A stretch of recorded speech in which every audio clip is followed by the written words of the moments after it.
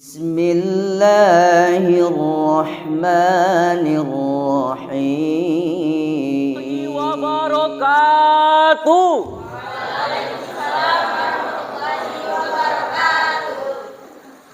Alhamdulillah. Alhamdulillahirabbil alamin. Hayya nasta'inu ala umri dunya waddin. Salatu wassalamu ala asrafil anbiya'i wal mursalin wa ala alihi wa sahbihi rasulillahi ajmain. Amma ba'd. Yang paling utama, marilah kita panjatkan puja dan puji syukur kita atas kehadirat Allah Subhanahu wa Ta'ala. Berkat limpahan rahmat dan hidayahnya, kita bisa menjalankan rutinitas harian kita. Salawat besertakan salam tak lupa pula kita hadiahkan kepada seorang putra padang pasir. Subuh Senin ia lahir, di saat manusia sedang kocar-kacir, Nabi Allah yang terakhir. Baginda yang telah berjaya membawa umat manusia yang punya dalam sekarang menjadi beradab, yang dulunya berseteru kini menjadi satu, yang dulunya menyembah berhala kini kembali menyembah Allah. Dewan Hakim nan arif lagi bijaksana, hadirin sebangsa dan seakidah. Rasisme dan diskriminasme merupakan paham yang sangat paradoks dengan kemajemukan. James Monroe dengan doktrinnya American is on America menyatakan bahwa bangsanya paling baik dari bangsa lain. Benito Mussolini dengan ajaran Italianya menyatakan bahwa bangsanya paling mulia dari bangsa lain. Hirohito dengan fasisme Jepang mencetuskan bahwa bangsanya paling pantas memimpin dunia. Alhasil, paham-paham tersebut tidak menghargai adanya kemajemukan.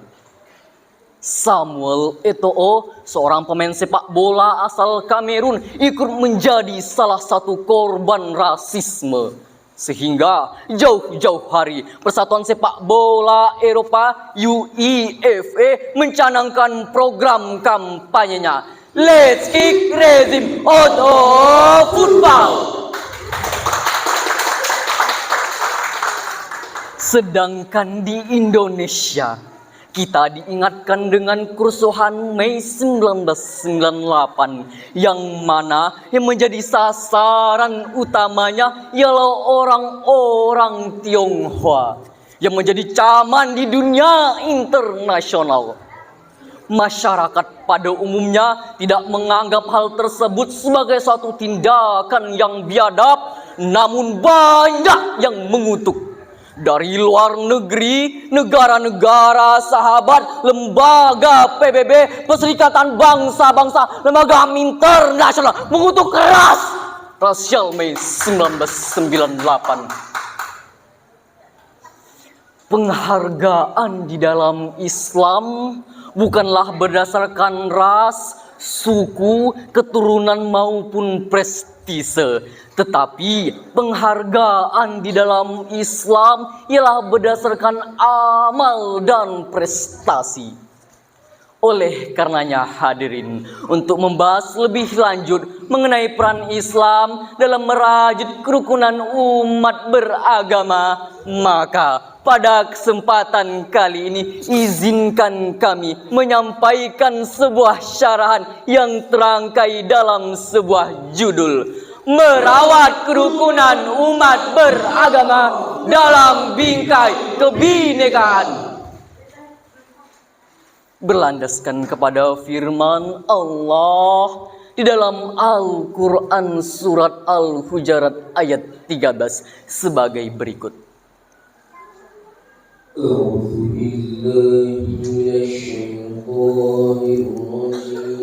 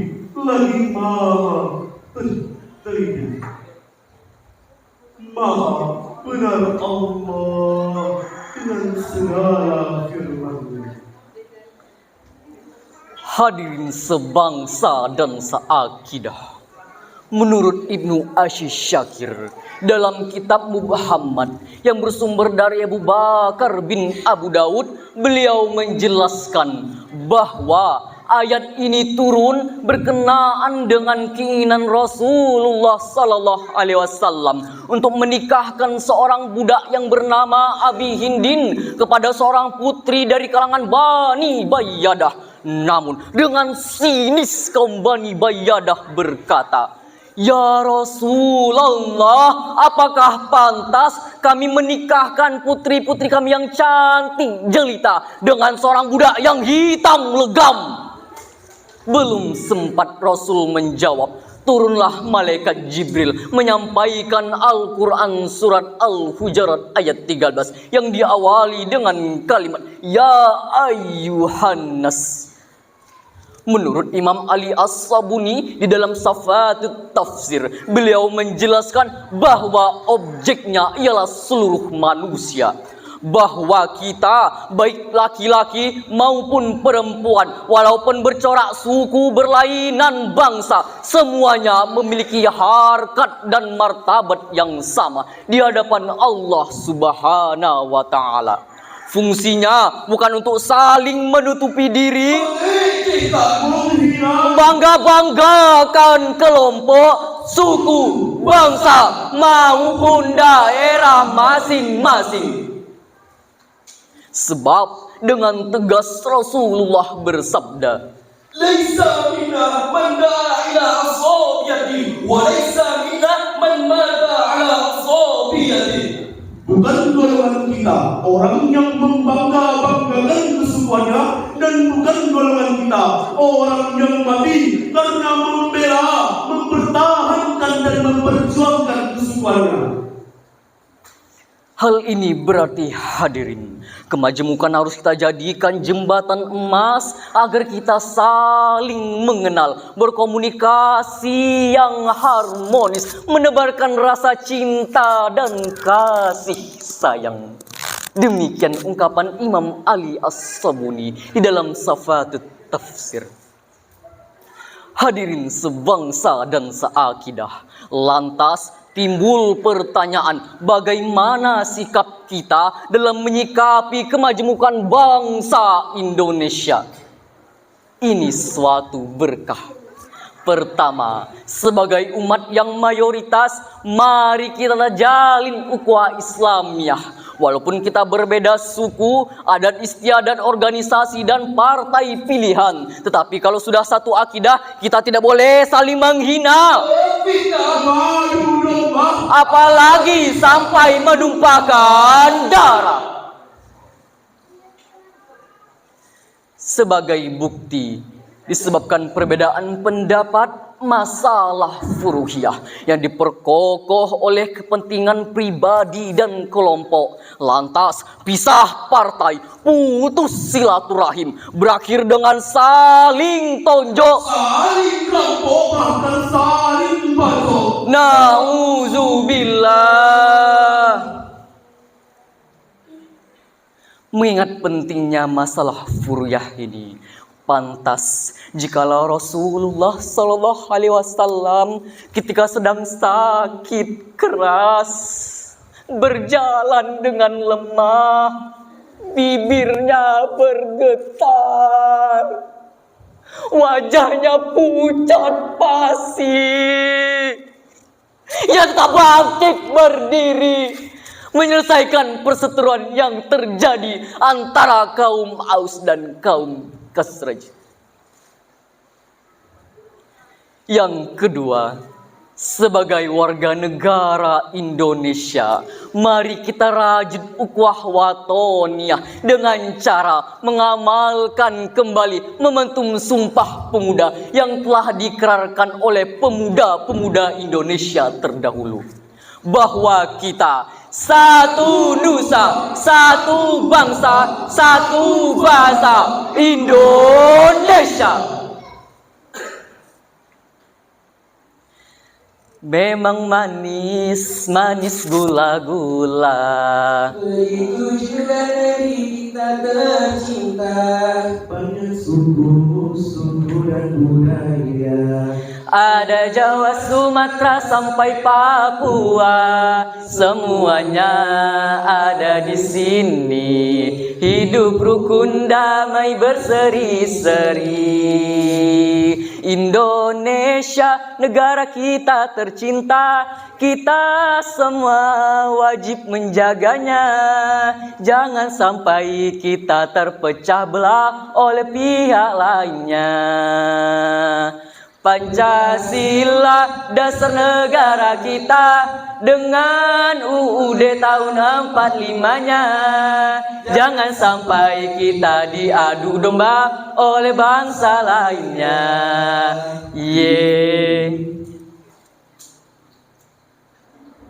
Hadirin sebangsa dan seakidah, dari uraian tersebut dapat kita ambil kesimpulan bahwa pertama, Islam menganggap segala perbedaan yang timbul sebagai suatu sunatullah. Kedua, hendaknya setiap perbedaan kita jadikan sebuah kekuatan untuk mewujudkan bangsa menuju Indonesia. Baldatun thayyibatun wa rabbul ghafur. Dewan Hakim nan arif lagi bijaksana, hadirin sebangsa dan seakidah. Demikian syarahan yang dapat kami sampaikan. Segala yang benar datangnya dari Allah, dan apabila ada kesalahan datangnya dari diri kami sendiri. Jalan-jalan ke tanah Mekah, Sembah yang berlalu-lalu. Semoga syarahan kami berkah, membawa rahmat untuk semua. Buah durian, buah duku. Cukup sekian dan thank you. Akhiru kalam, billahi taufiq wal hidayah, waridoi wal inayah. Wassalamu alaikum warahmatullahi wabarakatuh.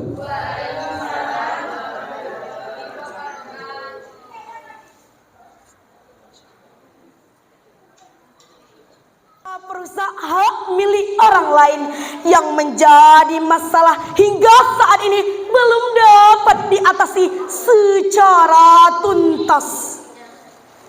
Lalu ada pertanyaan, bagaimana pendidikan karakter berbasis Al-Quran? Sebagaimana dalam surat An-Nisa ayat 9 sebagai berikut.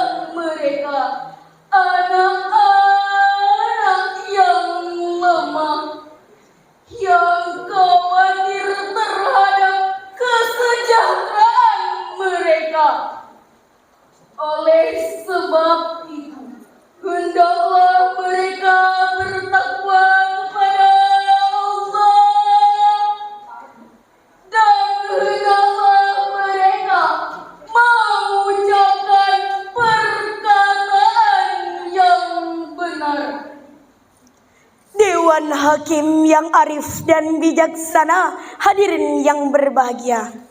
Dengan pendidikan akan dihasilkan kualitas manusia yang memiliki kehalusan budi dan jiwa, kecemerlangan pikiran, kecekatan raga, serta kesadaran atas penciptaan dirinya. Dalam Al-Quran, konsep karakter disebut dengan akhlak. Akhlak dalam Islam merupakan satu kesatuan utuh dari ajaran Islam.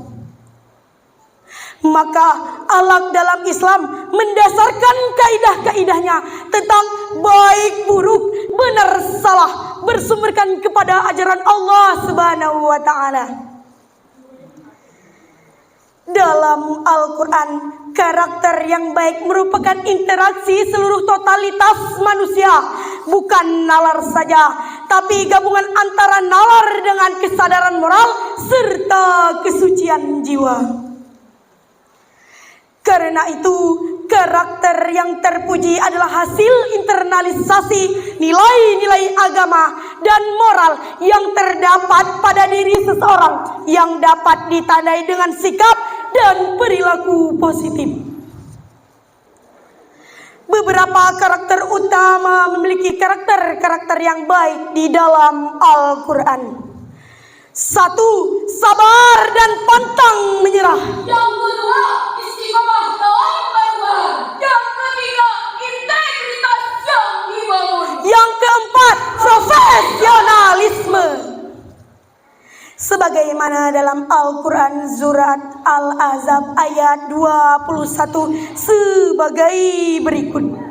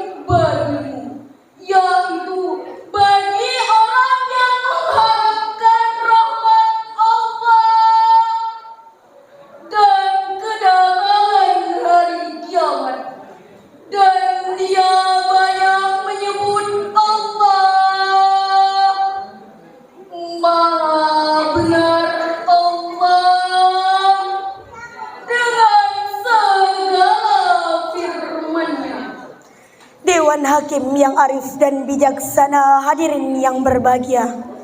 Dari uraian di atas dapat disimpulkan bahwa pertama, karakter merupakan serangkaian sikap, perilaku, motivasi, serta keterampilan untuk melakukan yang terbaik.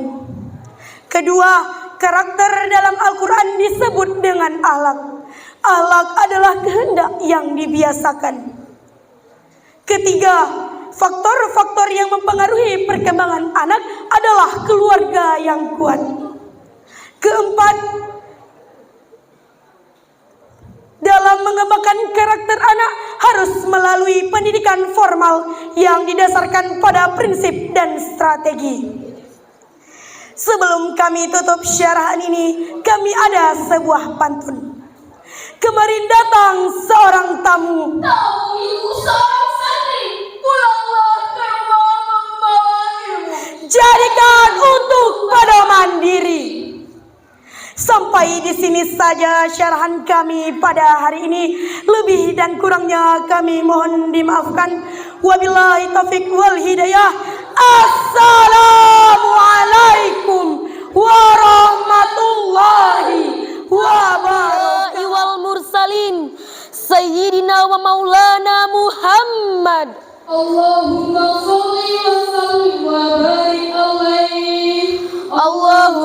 sholli alaihi, Allahumma sholli alaihi, Allahumma sholli wa sallim wa barik alaihi wa ala alihi wa sahbihi ajmain, amma ba'du.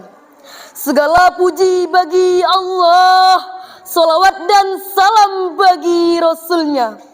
Dewan Hakim yang arif nan bijaksana, hadirin kaum muslimin sebangsa dan setanah air yang kami muliakan. Mental adalah modal utama manusia untuk mencapai sebuah kejayaan. Jika mental tertata, karakter mulai terjaga, maka generasi Indonesia siap menghadapi tantangan dunia. Namun hadirin, tanpa sadar saat ini Indonesia tengah terjajah, bukan secara fisik tapi malah jatuh dalam gaya baru imperialisme, di mana kehidupan penuh dengan hedonisme. Nilai-nilai keluhuran budaya terlupakan, korupsi terjadi di berbagai bidang, dan kemaksiatan semakin transparan. Muhtar Lubis dalam bukunya Manusia Indonesia halaman 23 menggambarkan karakter manusia Indonesia yang lemah, cenderung hipokrit, suka meniru dan bermalas-malasan. Dalam kondisi seperti ini hadirin, untuk membangun peran pemuda, pembentukan karakterlah kuncinya. Sebagaimana yang dilontarkan oleh Presiden Soekarno pada peringatan kemerdekaan Republik Indonesia pada tahun 1956, bahwasannya pendidikan karakter adalah suatu gerakan menggembleng manusia untuk menjadi manusia yang baru, berhati putih, lebih maju dan berjiwa tangguh. Kini hadirin, setelah 76 tahun merdeka, perjuangan ini belumlah usai. Kita harus tetap melakukan revolusi meski dalam artian yang berbeda. Bukan lagi mengangkat senjata, tapi membangun jiwa bangsa. Untuk itulah hadirin, di kesempatan yang terhormat ini, izinkan kami menyampaikan syarahan Quran yang bertajuk Karakter Pemuda dalam Revolusi Mental Bangsa, dengan berlandaskan Al-Quran Surat Al-Anfal ayat 53 sebagai berikut. A'udzu billahi minasyaitonir rajim.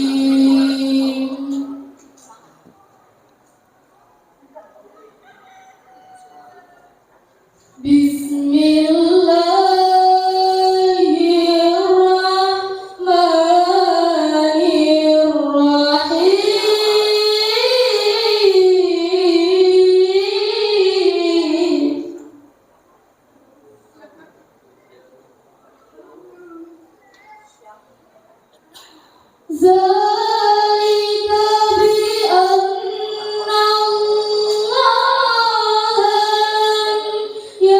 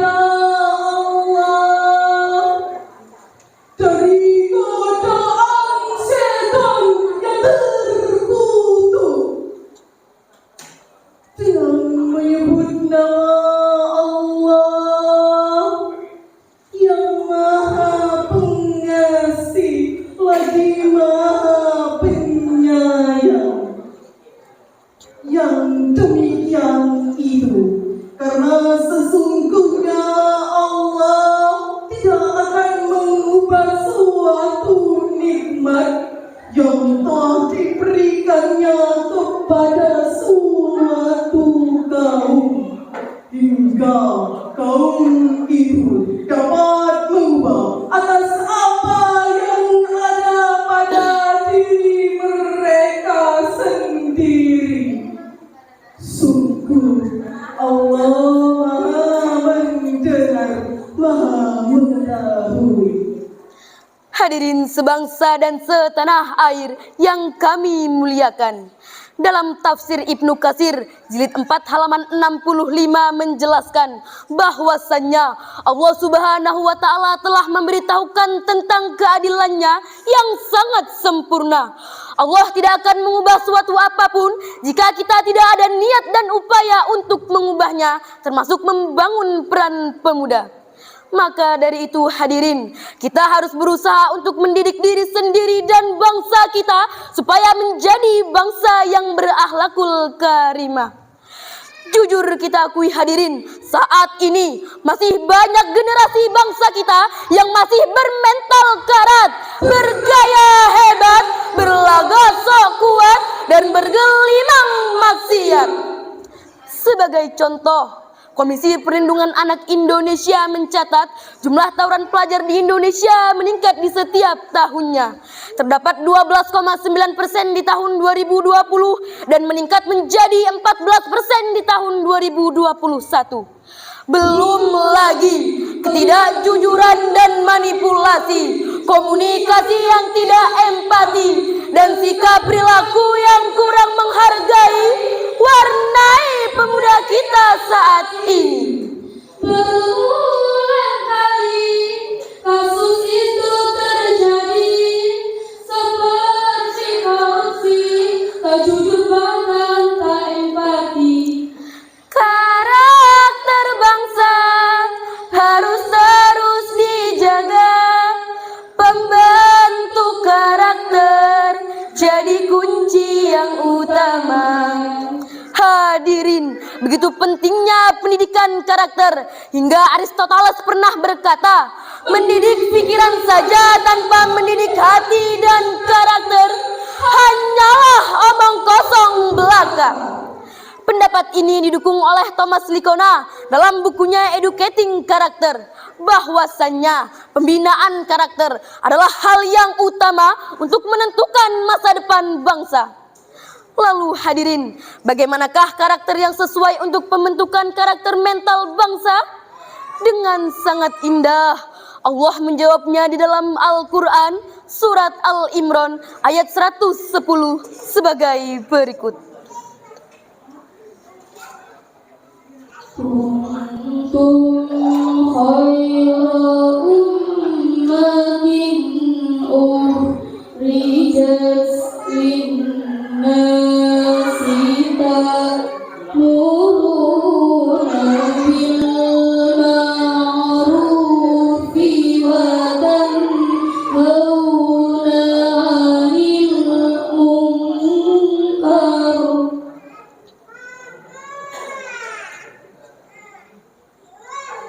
wa tanhauna 'anil munkari wa tu'minuna billah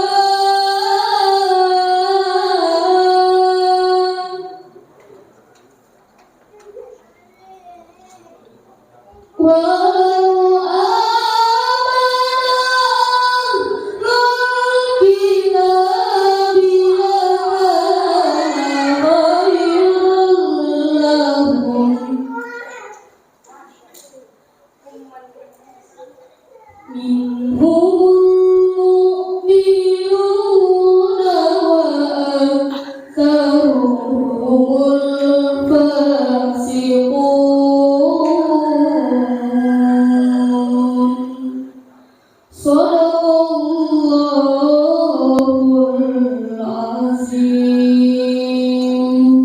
Kamu umat Islam adalah umat terbaik yang dilahirkan untuk manusia.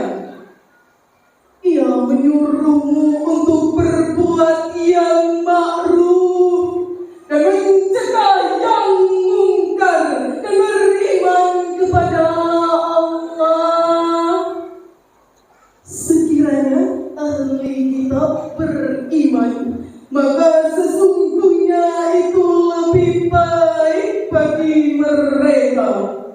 antara mereka ada yang beriman, namun kebanyakan dari mereka adalah orang-orang fasik. Maha benar Allah dengan segala firman-Nya. Hadirin yang kami muliakan, Muhammad Ali As-Sobuni dalam kitabnya Sifatut Tafsir Jilid 1 menjelaskan bahwasannya kita umat Muhammad sallallahu alaihi wasallam adalah umat terbaik yang dipilih Allah untuk menghadapi tantangan akhir zaman. Merujuk pada tafsir tersebut hadirin, karakter yang sesuai untuk pembentukan karakter mental bangsa adalah amar ma'ruf nahi mungkar. Generasi bangsa harus intensif dan tegas dalam menolak kemaksiatan dan gemar menebar kebaikan. Dari syarahan tadi hadirin, dapat kita ambil 3 kesimpulan. Yang pertama, mental adalah modal utama untuk meraih sebuah kejayaan. Kedua, pembentukan karakter dapat diwujudkan melalui pendidikan akhlak. Dan yang ketiga, amar ma'ruf nahi mungkar adalah salah satu karakter yang bisa diterapkan di Indonesia. Demikian syarahan yang dapat kami sampaikan. Semoga bermanfaat. Hai pemuda, Karakterlah yang utama, tebar kebaikan dan senyuman untuk negeri kita Indonesia. Usikum wa nafsih bitaqwallah. Wassalamualaikum warahmatullahi wabarakatuh.